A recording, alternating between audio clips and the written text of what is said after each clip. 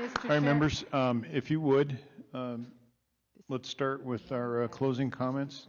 Try to keep it to just a couple of minutes, and then when we get done, I'll set the expectation for what our work product will be going forward. Representative Cook, could you kick us off? Thank you, Mr. Chairman. Numbers do not lie, and all the evidence that I've been wanting to hear, I have heard exactly what I expected to hear. When I say numbers don't lie, that's how we put people on the moon, is by math. And everything I've read about this election, not about party, not about whatever, it's about what has been done, what are the vote totals, what does the math tell us has gone on here.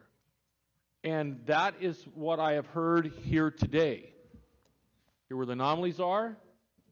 This person would have to get 130% of the votes that are available, and this person would have to get minus 30% that was available to get the same intersections. Once again, this is how we put people on the moon. This is how we shoot rockets and all that stuff into space, is by math. Numbers do not lie. And so I will wrap up by saying this. Anyone outside this room today that says there is no evidence and that Mr. Giuliani is on some dog and pony show of no evidence going around the country, they are sadly mistaken, because I notice they're not in this room getting their facts straight like the members up at this table and getting questions to answers for the people of this state that are demanding it, while other people are hiding right down the road under their desk or wherever they're at and not answering their phones, right? I'm just appalled by some of the stuff that I've heard here today, and the inept action and the rudeness that some people have been elected to in the state as leaders of our own party and of the body. And I will leave it there before I say too much. Thank you very much. Representative Townsend. Thank you, Mr. Chair. And I want to piggyback on that regarding the leaders in this state that are blocking our efforts, that we've asked and we've been told no. We've talked about how we could be doing an audit if we had subpoena power. We need to have a committee in order to enact the subpoena power, and in order to get the committee, we need permission from leadership to do that, and we have yet to receive it. So I take issue with us doing nothing. I take issue with us doing nothing. We have people in the room that are raising their voice saying, we're tired of talking. We want you to do something. And legally, we need action from our leaders. Now let me tell you what our original leaders said in the Declaration of Independence. Our original leaders said, but when a long train of abuses and usurpations, pursuing invariably the same object and vices are designed to reduce them under absolute despotism, all power in a few people that's injurious to the rest. It is the right of the people, it is their duty to throw off such government, to throw off those leaders who are saying no. And I don't mean throw off like off a building or something, but to replace them, right? It's our duty as legislators, it's our duty as citizens to replace them, because doing nothing is not an option. So if they won't do it, we need to replace them.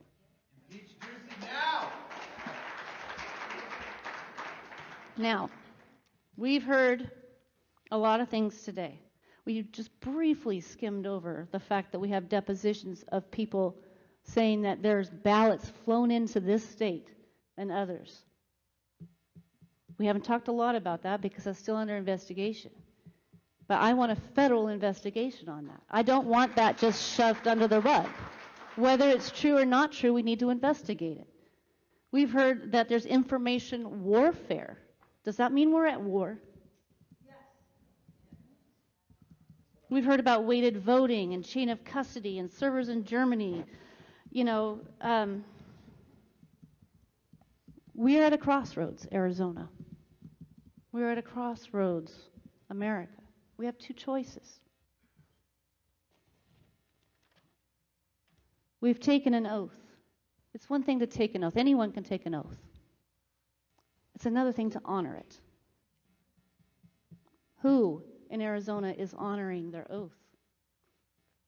You have people here, legislators in the audience, prior, current, future. Will you raise your hands, please?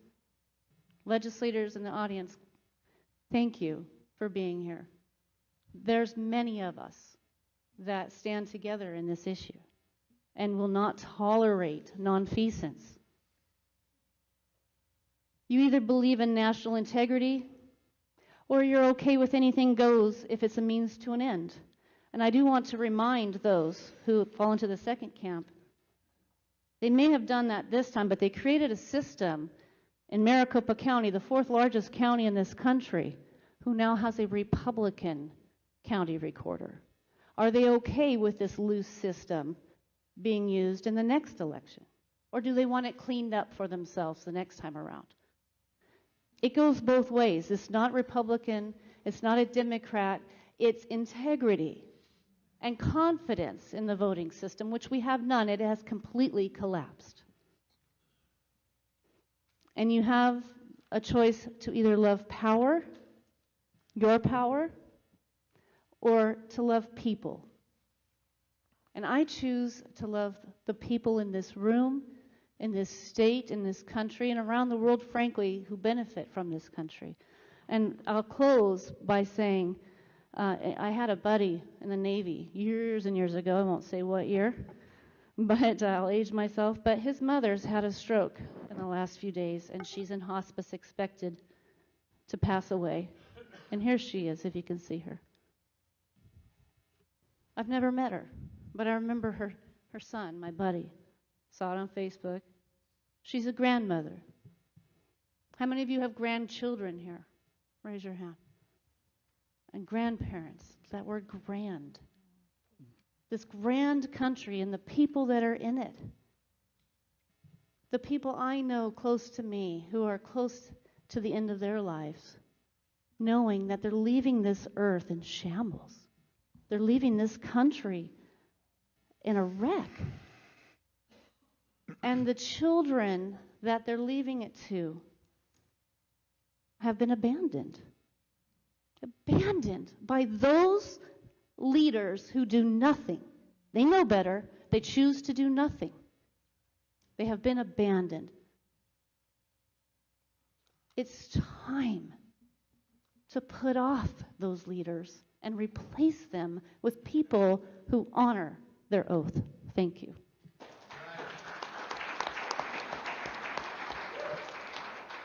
Mr. Roberts? Thank you, Mr. Chairman.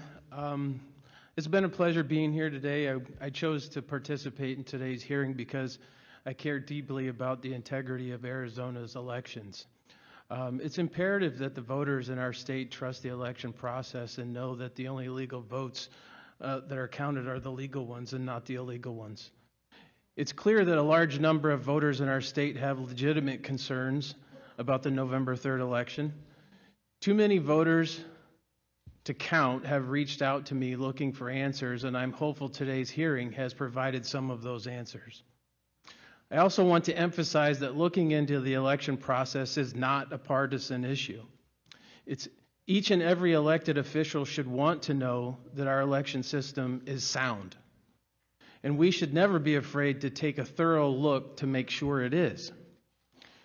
We need to be willing to do everything possible to answer the questions and address the concerns being raised by voters. Casually dismissing them with just pat reassurances is, I believe, a huge mistake. We owe the voters more than that, and I believe today's hearing has shown there is plenty of reason to have considerable doubt, reasonable doubt. Frankly, I don't understand how anybody could certify this election.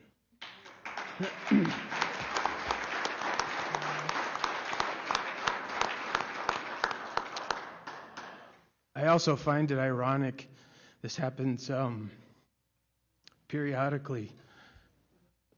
Venezuela has been brought up many times in today's conversation. I've been with a Venezolana for 13 years, my wife, and her mother now lives here.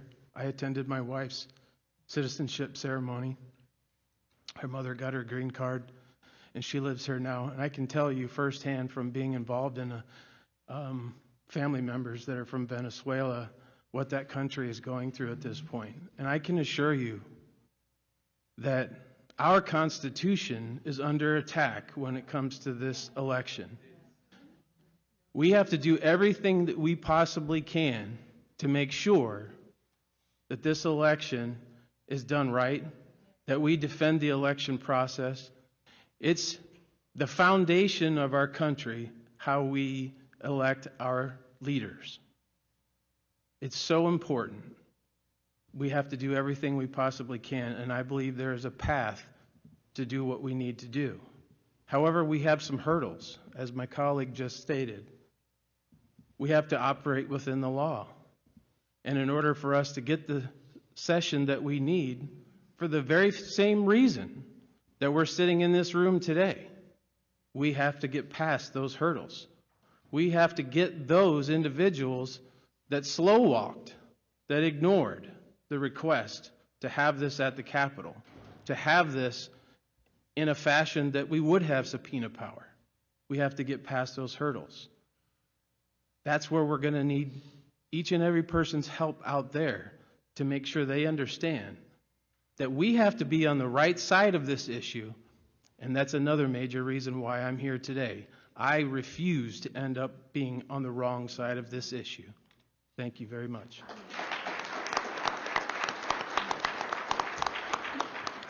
Representative Bartow. Thank you, Mr. Chairman. Thank you for arranging for the hearing. I really appreciate you doing that. And I really want to express my gratitude for Mayor Giuliani. Your passion for our president is an example to us all for freedom. Thank you for heading up the fight. I want to also thank so many of the citizens of this state that knew that all of this was going on and have been so actively encouraging us to get to the bottom of the truth, to hear the evidence. And we've been hearing about it ever since the election, that these things were happening.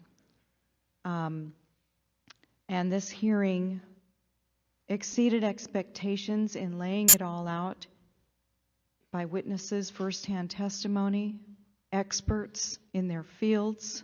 Thank you, Colonel, and others who so wonderfully expressed what you've been experiencing and the trouble you've gone to, the hours and hours of expertise you put into analyzing data so that we can, with our layman experience, understand what's been going on. It's been eye-opening, to say the least, and I just encourage. I'm grateful that we did this in a forum where it's on the record and people will have an opportunity to see this, because it's no longer just anecdotal. We have affidavits who have sworn affidavits who experienced these things. You know, I served as a district chairman in the GOP for several years, and alongside a lot of you in this room, and I never heard of volunteers at a polling place, at an election, experiencing what these people have, what many of you have. Being shoved somewhere and told you can't go here, you can't do that. Not being able to observe what you're supposed to be observing, getting shut down when you ask a question. These are not normal activities. So the question we have, And so the problem we have to overcome is our tendency to be too nice about this. Republicans want to go to work, enjoy our freedoms, and not make waves. This is our biggest hurdle, in my opinion, because despite all of this, and we will take next steps, I believe there will be next steps that we will take to get to the bottom of it, to do more investigations based on what was revealed here today. But we will have a lot of backlash because people just want to get on with their lives and accept the election results. And we can't do that because we don't have the evidence to do that. The evidence points in the other direction. It would be wrong. So I just want to we have to want freedom more than we want comfort. And that's uncomfortable for a lot of us in our society because, you know, we're the ones that always want to capitulate. We want to go along to get along. But this is not a time for that. This is definitely not. I don't want to ramble like I have been already, but I just thank you again for the opportunity to serve at this point in history and plead with everyone that takes the time to watch this testimony and watch it all if you have a chance to get involved, stay involved, and help us to keep our republic free by making sure we have voter integrity going forward. We have to address these things now. Thank you.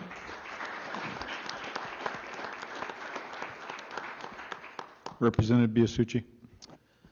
Thank you, Mr. Chairman. I first want to just ask everybody to give a round of applause to everybody who spoke and testified today in front of everybody.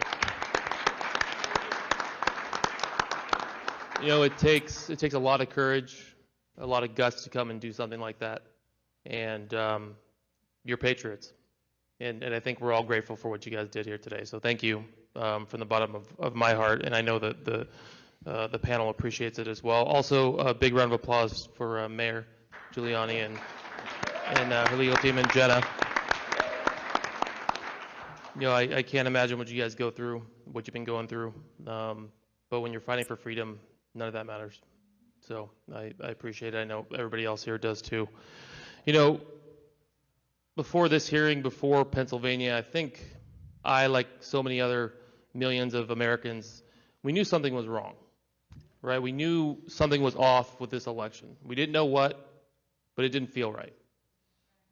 And all the people wanted, all they came to me, and I know everybody else up here on this panel and representatives in the crowd, they just wanted us to look into it. They just said, look, we just look into it for us. Something's not right. What's wrong with that? Even if you look into it and there's nothing, at least we looked into it. At least we eased the thoughts and our voters thought that something was wrong, and we gave them some closure. At least we did that. It would be easy for that to be the case. We go along, we move on. But after today's testimony and what some of these great witnesses have said, like the Colonel and others, I mean, I am angry, shocked that this is happening in our country. This is the United States of America. This is not some banana republic. Right? This shouldn't be happening here. And what happens if we do nothing about it? What happens if we just turn a blind eye and say, it's not worth fighting for? That's right. Tear up the Constitution. Why even have laws? Why even vote? It's our duty to fight back. It's our duty to expose the corruption. And I'm telling you right now, I promise you this, and I know everybody up here on this panel, representatives in this crowd, and all of you, we're going to fight. We're going to fight. Because I will not let this country go down. I will not lose the freedoms and the liberties that we've all been fighting for since day one. Amen. Amen. And I thank you all for standing up and being patriots. Thank you. Senator Allen. Thank you, Mr. Chairman. Ladies and gentlemen, it has been absolutely a wonderful experience to be here. I mean, I am so thrilled that we've been able to hear this testimony, to be able to get it out there in a public forum. And I, too, thank everybody that's been involved, and for the mayor coming, and for all those who participated. You know, when I turned 21 to celebrate, I didn't go to a bar. I went and registered to vote. I couldn't wait to vote. When I was born red, white, and blue. I tell you, I come from a family that has the love of freedom in our DNA. And my parents were raised in the Depression and World War II, and that's what I was raised on, as stories about those experiences. And talk about anti-communist. They taught their children, there's 11 in my family, and we were taught to love this country and about our Constitution and about how important it is to stand up and fight for these liberties. I'm an avid reader, and I have read all about, I know history. I know what's happened in Russia and the Soviet Union and the Cultural Revolution in China and Castro in Cuba and the Nazi Germany. And never in my life did I think that we would face what we're facing today in this country. You know, yes, this is about President Trump's presidency, but it's even more important than that. This is about, because it's about saving this country, because this is a nation of the people, by the people, and for the people. And if you destroy the electoral system to where our votes now mean nothing because we've got thugs in charge and thinking they can rip the vote away from us, we have destroyed this republic. We are no longer a republic. We are truly on the path of becoming a total socialist, communist, Marxist, all the isms that take away every aspect of our lives and every personal and individual freedom of our lives and control us. We are becoming part of that, and that's been the battle that we have been fighting so hard that I've tried to fight in my political career. And so it is so important that we continue down, not stopping until we expose the corruption that's out there. You know, all through this election, I was involved in so many prayer circles and so many people that were praying. I believe so strongly that this country is for moral and virtuous people, and that's the only way we'll save it. That's the only way we can save it. And it is not moral and it's not virtuous to lie and to steal and to take away our precious freedom of voting and being able to have our vote really count. You know, the weekend of President Trump's inauguration in 2017, David Brock, head of Media Matters, put together a conference with over 100 liberal donors to map out how Democrats would kick Donald Trump. Media Matters, along with Crew, Citizens for Responsibility and Ethics in Washington, produced a big playbook of how they were going to get President Trump, and that impeachment was all the impeachment stuff and all the things he's been through for 4 years was part of that. In their playbook, they say Trump will be defeated either through impeachment or at the ballot box in 2020. Do you doubt them? Did you doubt that they were not going to keep on their path? They've told us. It's out there in plain sight that we're under a coup. We are in a revolution. And we have got to decide which side we're on. Now, I'm ready to go and appoint the electors. But it's not that easy, ladies and gentlemen. But it's not going to be that easy. And I need to talk to you, Ms. Ellis. I had a lot of questions I wanted to ask about this because I know that it's a federal function, and in a federal function, power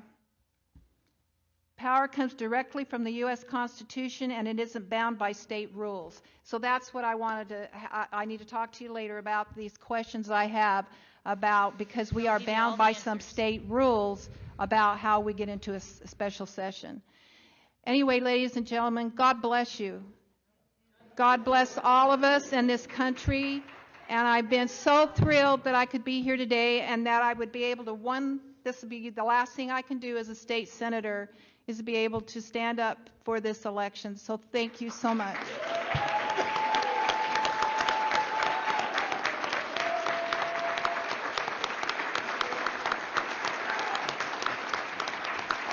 I love you all.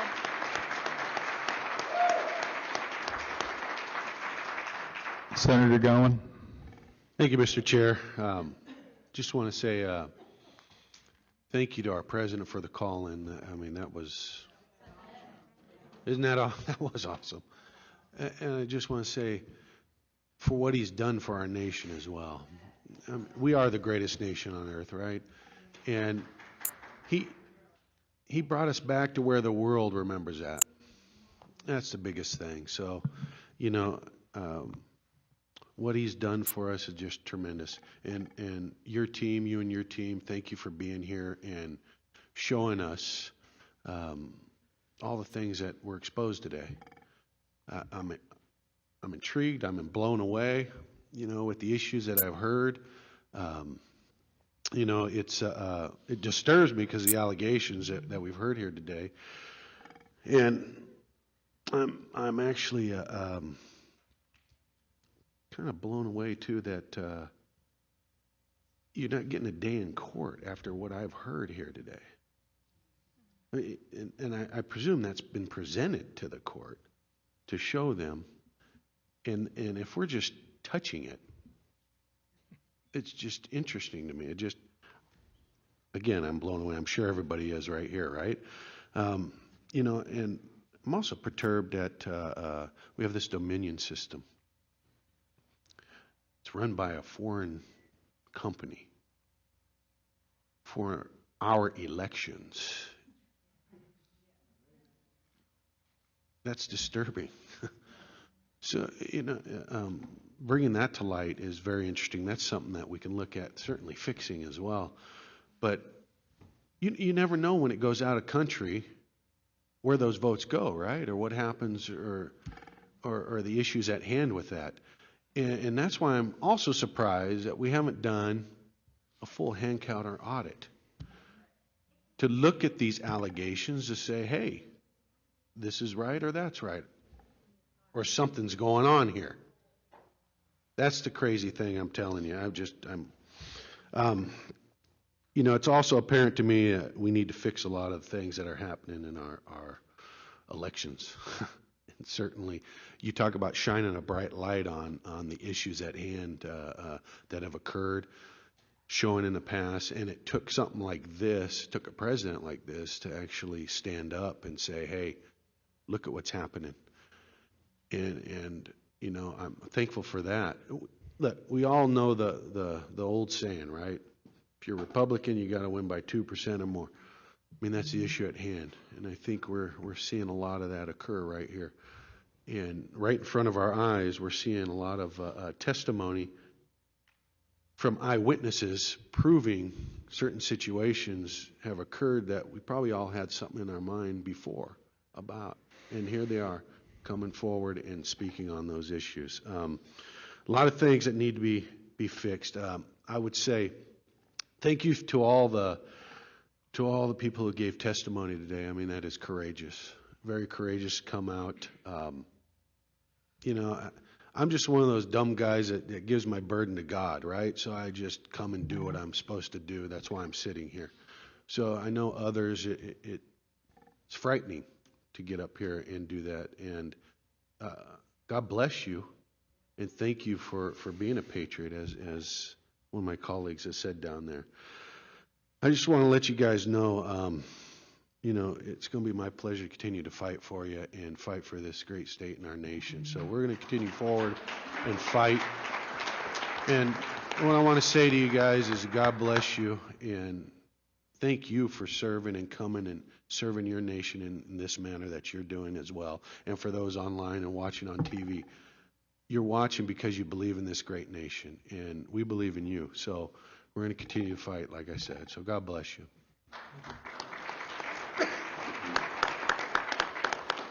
Senator Borelli?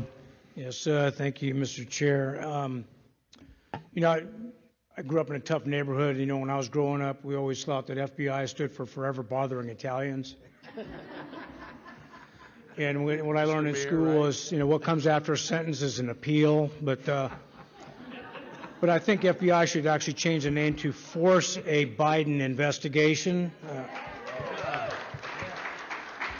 Mayor, it's really a pleasure and honor to be with you today, and it's a good thing you're not prosecuting me, so I'm happy for that.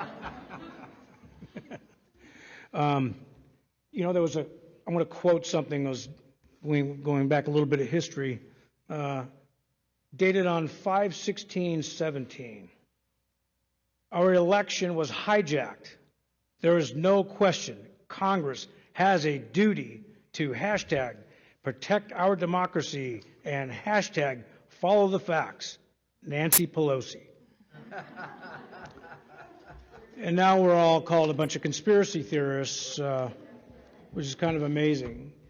And listening to the testimony today, I find it ironic that a company in Canada, Canadian company, is not even being used in Canada, who uses nothing more than paper ballots, hand count. I find it ironic and appalling that our folks got lazy, looking for an easy way of doing things, a more efficient way of doing things, but you know what? Electronics can be corrupted, and maybe we need to go back to that and learn something from Canada, our neighbors to the north. And, you know, by hearing all the ballots away, we might get rid of this one, disqualify that one. I think it would be poetic justice if President Trump won by 20 votes. I took an oath 43 years ago when I joined the Marines. I've been through all kinds of places throughout this world when I was in service, and I've been to some countries that were not so garden spots.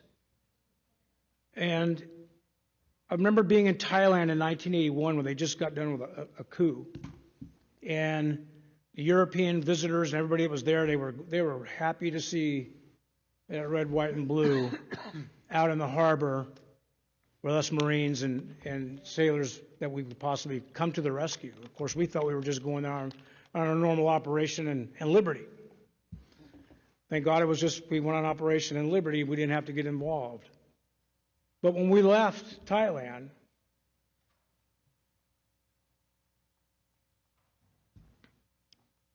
we had to stop and take up on board 18 Vietnamese refugees. This is 1981, and the oldest of the children was 18 years old. None of them were involved in that war at all. But we took them aboard and to take care of them. They were out there floating around in the dead water for weeks. Took them on board, cleaned them up, gave them some uniforms. Of course, a lot of them our camis didn't fit them all, but we took care of them because that's what Americans do. And I'm proud that my 22 years in the service was in that reflection, that we are that beam of light, that hope.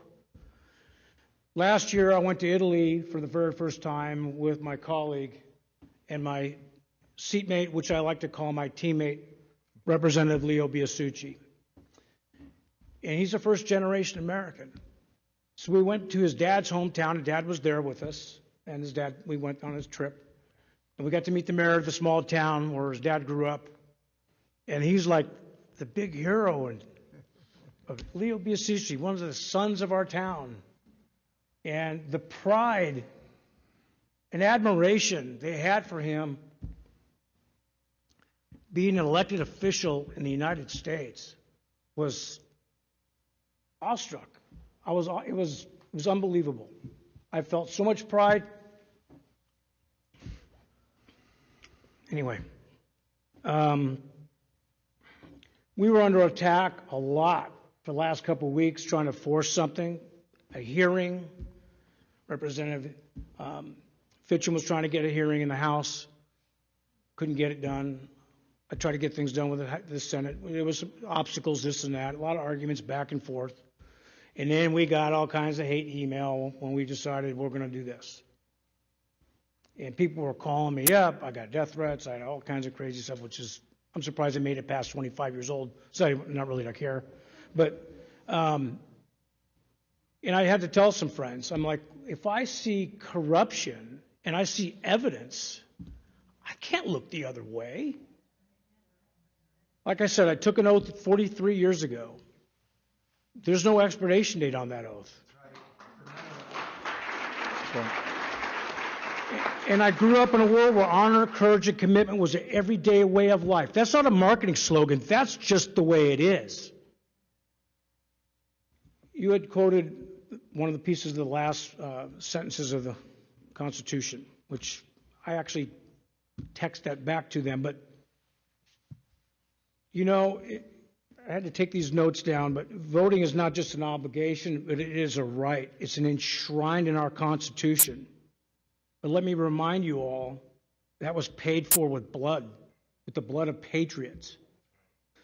Overseas ballots, like I said, I was overseas. I'm convinced that some of my overseas ballots never even counted.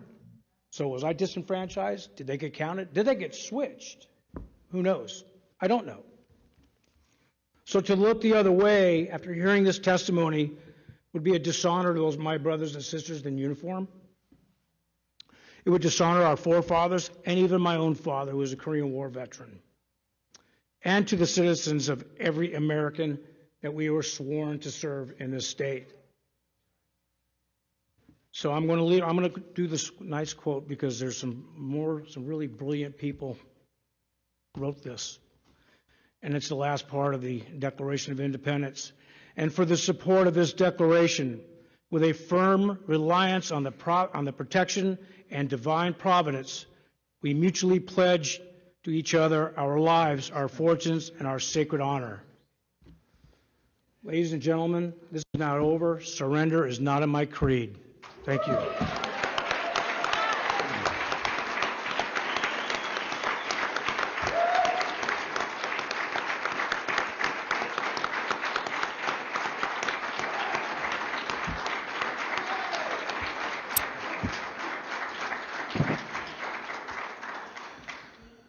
Ladies and gentlemen, this has been a long day. This day started a month ago. When we knew what was coming, we knew that there was a tidal wave. Some of us have been planning for this as long as 3 months ago. Because we saw what was coming, we prepared our legal briefs, we've done everything we could do to prepare for a flood, a tidal wave. I want to thank the mayor, Jen Ellis, Commissioner Carrick,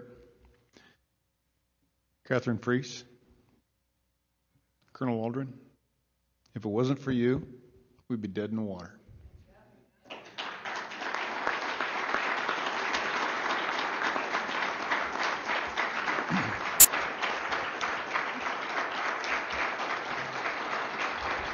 Indeed. Indeed.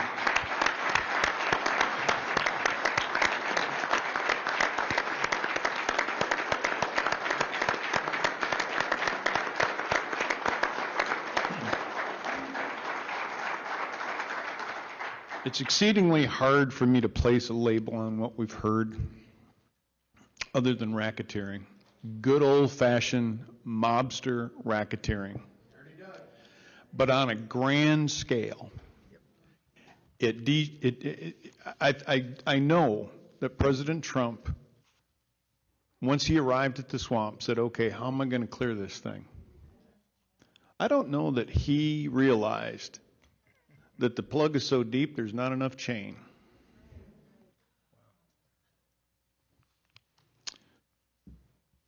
One of my favorite statements comes from James Madison.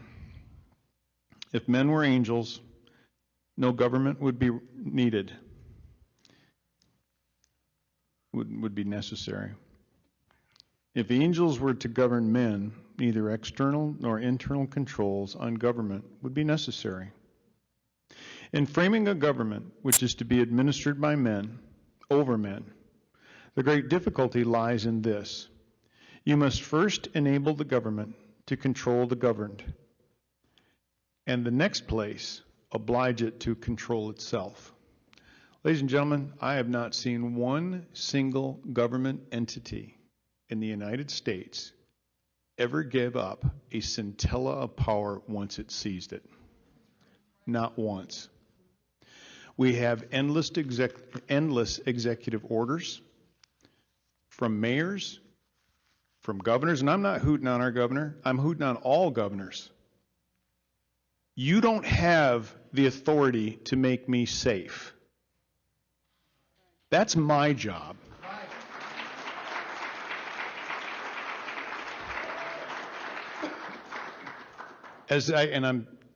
My wife is not going to let me say this, but as I look around this room, I'll substitute a word. I'm absolutely outraged by the excuse that's been used for an 800-person ballroom to be limited to 160 people.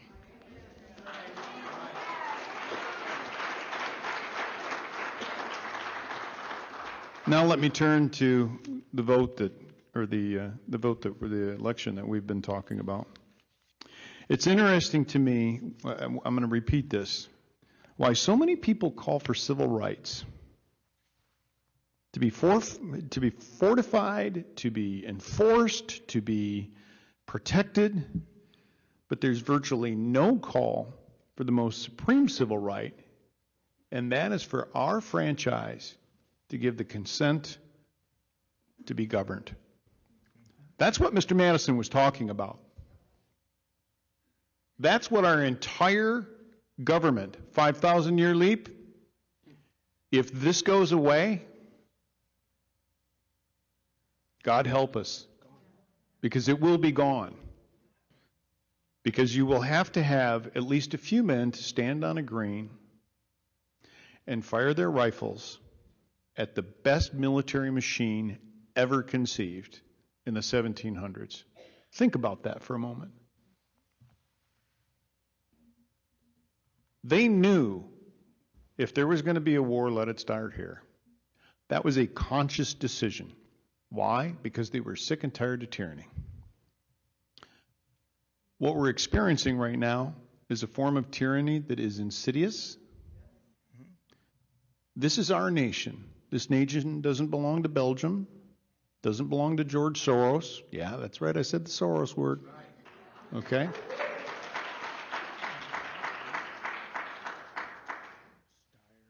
I have the question, I guess, in my mind, will history judge us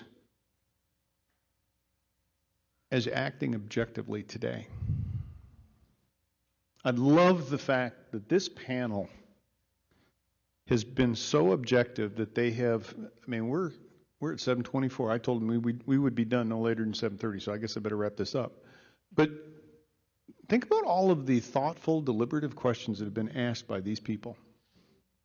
That's strength. That's courage.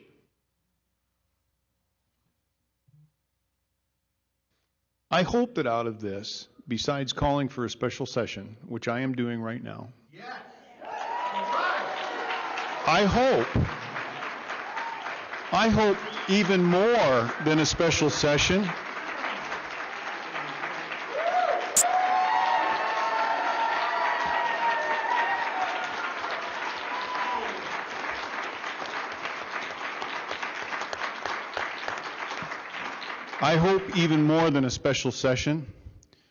we see a series of grand juries convened. There is so much criminal behavior that has gone on in this state and states around the country. I believe that it's time for our Attorney General and the U.S. Attorney to start perp walking some people.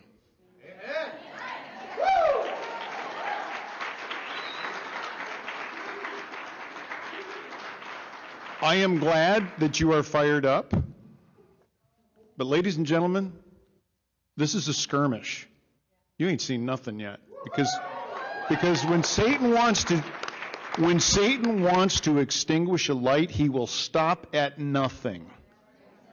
So be on your guard, put on the full armor of God, and be prepared to fight.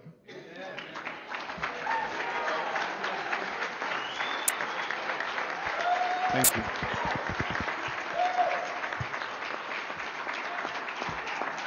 I am asking my colleagues to please consolidate your notes over the next 24 hours. And I'm hopeful that we will have a work product that we can at least vet with our leadership in both the House and the Senate. This is what we have heard. This is the resolution that we would like to have heard. It's going to take some work. I mean, we're talking about a pretty fast cycle time. But I think that we've got the talent here, certainly. And I think that we can do that. So with that, ladies and gentlemen, thank you for your time. Senator Borelli. Yes, thank you, Mr. Chairman. I don't know about you folks, but I think that he would be a great Secretary of State. Let's give it up for Mark Fitcham.